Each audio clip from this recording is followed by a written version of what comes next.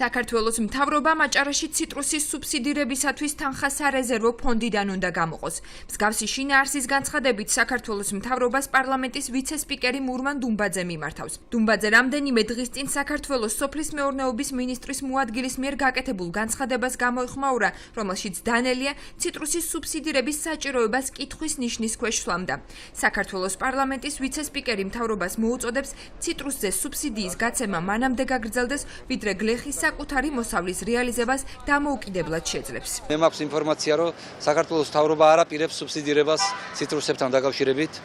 მაშინ როცა სხვა რეგიონებში ასეთი სუბსიდირება ხდება, მოგეხსენებათ, რომ ციტრუსი ეს ისეთი მნიშვნელოვანი კულტურაა, ქობულეთელი და ხელვაჩავრილი გლეხისათვის, რომ ის არის ეკონომიკური შემოსავლის ძირითადი წყარო, არა მარტო ამ რაიონისათვის, არამედ მისი მიმდებარე რაიონებისათვის იმდენად ბევრი მოსავალი მოდის. ამიტომ საქართველოს მთავრობამ ყველა ღონე უნდა იხმაროს იმისათვის, რომ სუბსიდია მოხდეს ამ მიმართულებით, ეგრეთ წოდებული NS-ზე.